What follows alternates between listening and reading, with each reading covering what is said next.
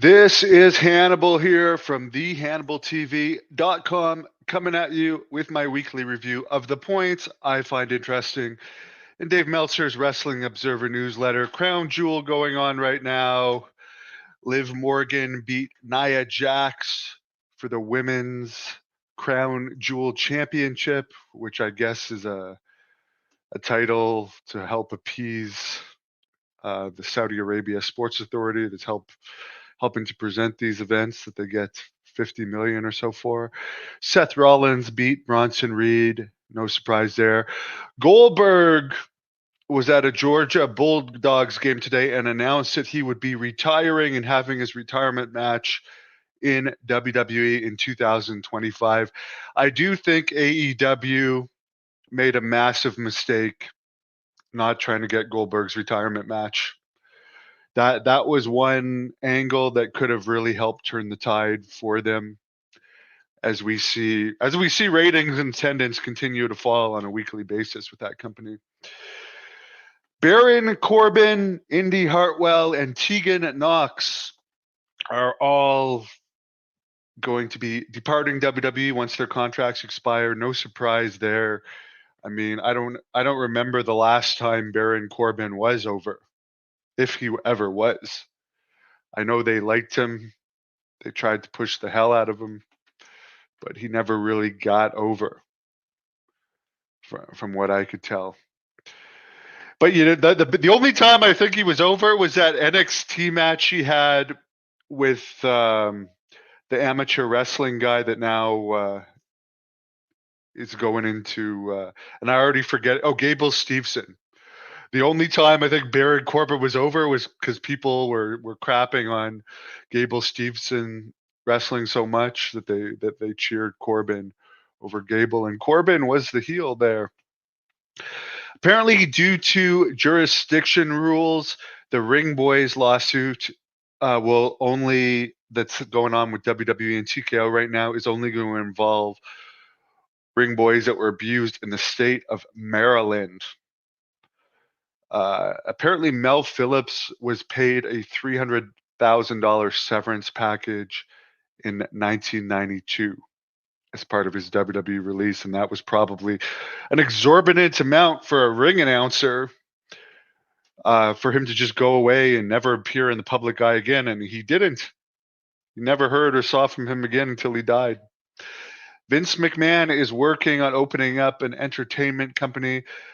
Dave Meltzer writes that Janelle Grant's spokespeople appear to be trying to get something in the news for her every week. I'll be honest, to me, that comes off as desperation. Please, every week, give me something to keep me in the spotlight, please. As I said a couple weeks ago, I met Rita Chatterton, someone that supposedly got a settlement from Vince McMahon. Doesn't talk about it, comes off as a victim. She's not trying to get in the news every week. Janelle Grant, there's a lot of weird things about her story, but these desperation attempts to get her name in the news every week, I can't stand it. I'm sick of hearing about it. Mop Shop, I really enjoyed the Don Morocco interview. It's all up now. Great guy, one of the nicest wrestlers I've dealt with. Great family, too. SmackDown at Barclays Center in New York last week had 11,482. Apparently, they had 25% off tickets leading into the end of the event. Raw in Hershey, Pennsylvania did 7,763 this week. In AEW news, and apparently Angelo Parker, 40, and his wife, Ruby Soho, 33, gave birth to a daughter this week. And this is just AEW throwing away money. The 40-year-old Parker has wrestled just 7 times this year and hasn't had an AEW match since April. His partner, Matt Menard, hasn't wrestled since July. Wouldn't it be nice to get... You know what? Let's face the facts here. And yes, I am jealous. I am way better known in wrestling than those two people. And they're making hundreds of thousands in AEW for doing nothing. Let's be perfectly honest here. Why the give me a contract, guys? I would do so much more with a contract, and I'm better known than any of these people. You can't blame me for being jealous. Wrestling 7 times in a year and the partner maybe less and making in the hundreds of thousands. That's freaking amazing. I hope they appreciate it. I wrestled on a few Montreal shows with Matt Menard around 2016. Seems like a nice enough guy. Didn't really know him, but give me a break. I mean, have they ever been over and these guys get jobs? There's so many in AEW like that.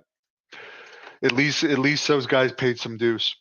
AEW Collision in Cedar Rapids, Iowa last Saturday apparently was papered a lot and had about 1,500 fans. That's about it for the news this week. Have I done an interview with Hogan? Maybe one day. Maybe one day. I am interviewing Mustafa from ECW tonight at 8 p.m. Eastern Time. Let's be honest here. I've had a pretty decent career for an indie wrestler. I got almost 400,000 subscribers. I've paid my dues for literally 21 years. It would be friggin' great to get a contract like that, but God bless those guys. And I wish everyone a great Saturday night. I'll catch me back here 8 p.m. Eastern. We will be asking fan questions for New Jack's old tag team partner, Mustafa. Give this a thumbs up.